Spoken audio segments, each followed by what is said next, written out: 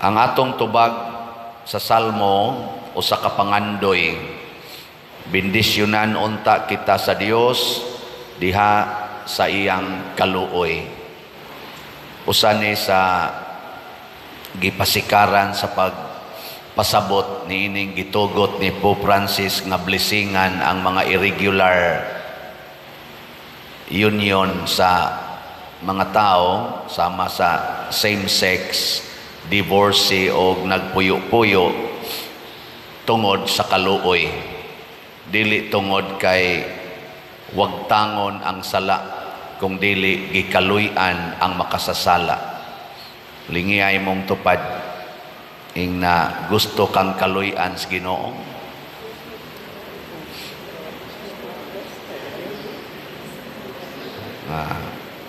Wagi klaro. Nya inighuman og hatag sa Ginoo sa iyang bendisyon, bungas iyang kaluoy. Unsa may sunod? Unsa may sunod natong buhaton? Himuon sad nato ang atong kaugalingon nga kahimutan sa Dios. Munang niingon diri sa atong unang pagbasa, ang usas mga bendisyon nga ihatag nila ni Moises ngadto sa mga tao niingon, kahimutan unta kamo sa Ginoo ug hatagan kamo kalinaw. Ang kalinaw mga igsoon diha sa atong kasing-kasing, diha sa atong katilingban, sa pamilya o sa kalibutan, dili na siya mahitabo kung ang atong kinabuhi dili pleasing to God. Dili ba makapahimuot sa Ginoo? Gikaduhang lingi ing na mustay mong kinabuhi nakapahimuot sa Ginoo? Kapahimuot wa. Kanang magsigi kag paningil sa utang makapahimuot na sa Ginoo?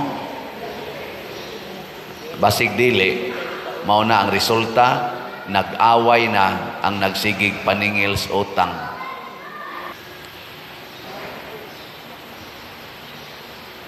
Kaning pagsigig gubat sa kalibutan, kanang makigubat gyud ka sa imong isig katao, makapahimuot na sa Ginoo?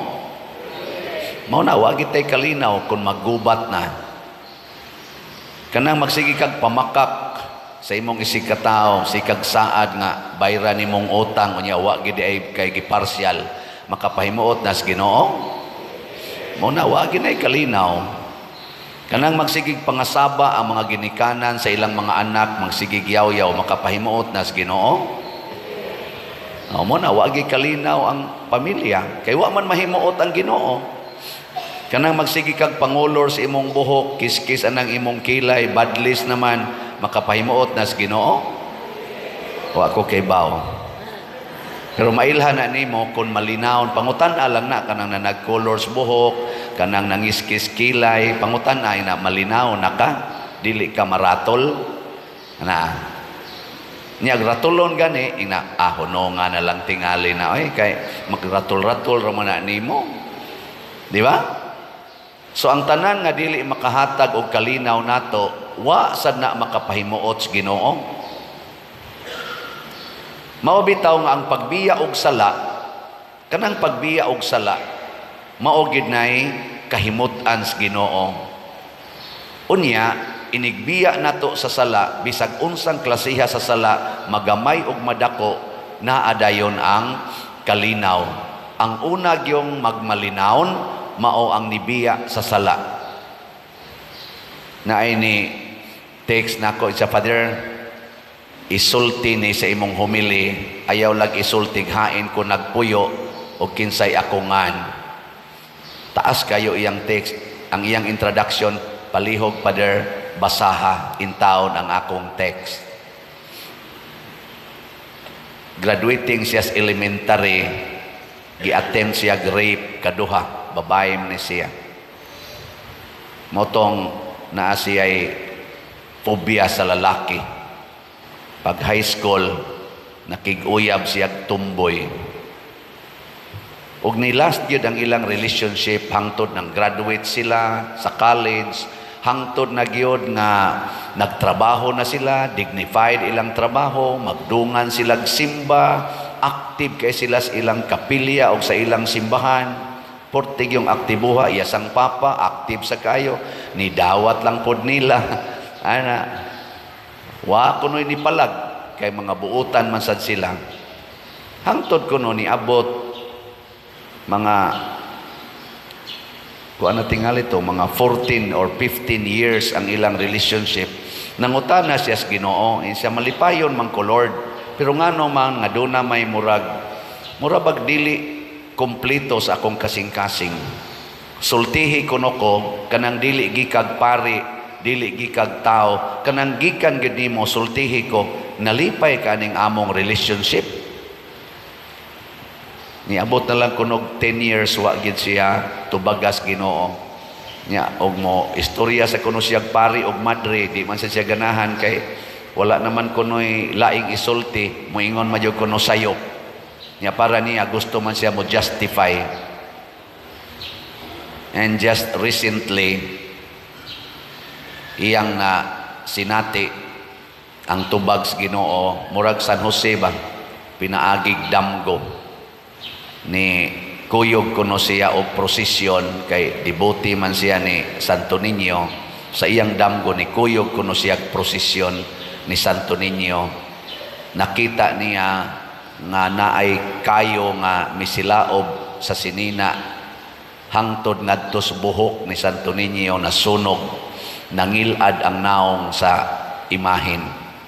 Pagmata niya, ang message kuno nga iyang nadawat niingon nga imong gipakauwawan ang imong debosyon sa Ginoo, imong gibuling-bulingan ang naong sa Ginoo pinaagi sa imong kinabuhi. Portig yung kuno niyang hilak. Ang sunod na sa kuno niyang problema, unsaon ako pagbuwag aning akong karelasyon nga mura maglisod na kaing buwagan.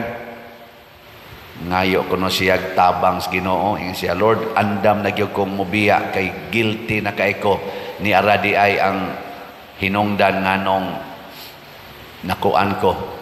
Dili ko mahimutang bisan pagnindot ang akong mga grasyang nadawat, ang akong career, ang akong mga palibot ni dawat ra nako, pero ni agyoy dili nako masabot nga kakuwang kahawang. Ug tuod man na ay iyang kuan mating ito pag umangkon nga nakauyab og American o niya nibisitang American kay minyo na sila, naaman sa gikuyog nga laing American. Wa may mo entertain, di siya mo ini-entertain na nagkatuluyan ang duha. Karon, she is now living happily. Iyalan yung gipashare kay matod pa niya ang sala, Father, sa akong eksperyensya, bisan pag atong i-justify, doon na gidi ay kanabang kakuwangan o ang makapakumpleto sa atong kalipay kana yung mawagtang na ang sala. Nigilingay mong tupad na gusto kang malinawon. Ina ba? So, gusto kang malinawon, kuhaan ang sala. Nya unsaon man pagdesisyon pagkuha sa sala, duol ngadto ni Maria, duol ngadto ni San Jose, kay ang mga magbalantay sa karnero, pagduol nila ni Hesus, dili si Hesus ang ilang nakita una, kung dili si Jose o si Maria. Nya gikan ni Jose o ni Maria, nakita nila si Hesus.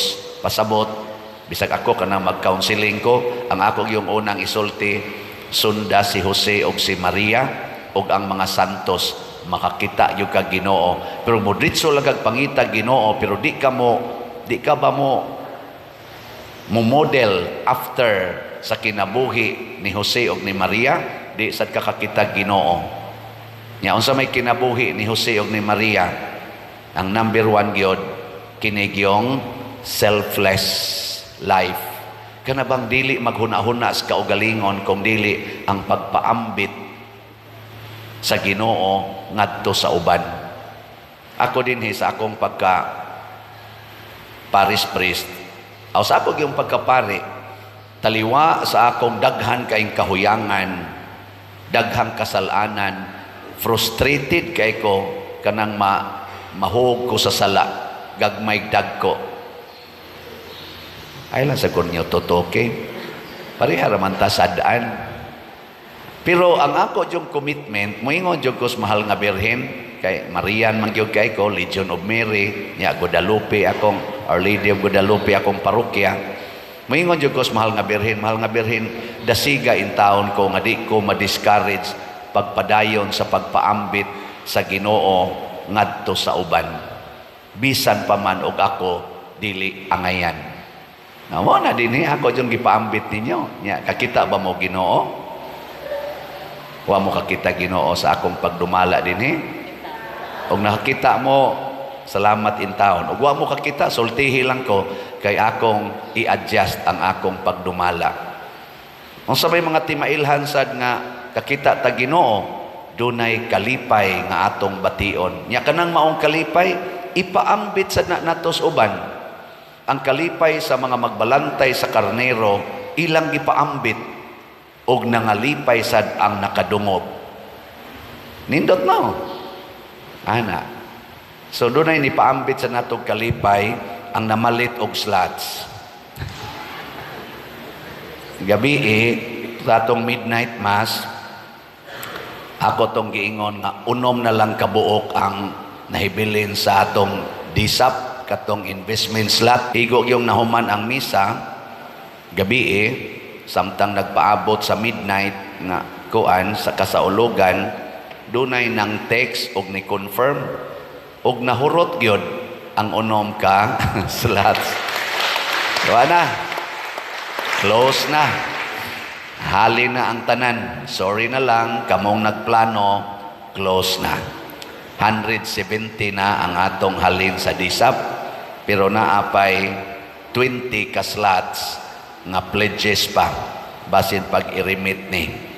Ang atong kuan karon, atong tabangan og palit kining para sa kumbinto, ang SBF DAG naapay 54,155 ka slots nga tag 500 pesos per slot. Nga akong hangyo, ipaambit ang inyong grasya kada semana, palit mo usa ka slot 500 isip usa ka pamilya. Imbitara ng imong sakop sa pamilya nga magtampo-tampo mo, nya kada semana palit mo usa ka slot sa SBF DAG. Ato ning ipaambit ang resulta sama ni Jose ug ni Maria, mahimotang tuburan sa kalipay sa atong isig katao, ug ang ato sang kasing-kasing mag-awas-awas ang kalinaw kalipay, dili gagikan sa kwarta, dili gagikan sa mga pagdaig ngan hinato, wa magikan sa atong gahom, wa magikan sa mga butang atong gihuptan, kung dili nagikan sa Ginoo nga natao diha sa pasungan. Ang gahom sa Ginoo nga nagluwas nato, nga muluwas pagyud nato, maunay hinungdan nga mahimot ang malinawon og malipayon. Last nga lingi sa imong tupad. Last na lang ning lingi. Ing nasugod karon, ako na gyud kang lipayon kanunay. Sige, ingna. Ingna ba? Di ba? Nindot kayo. Sige, manindog na ta.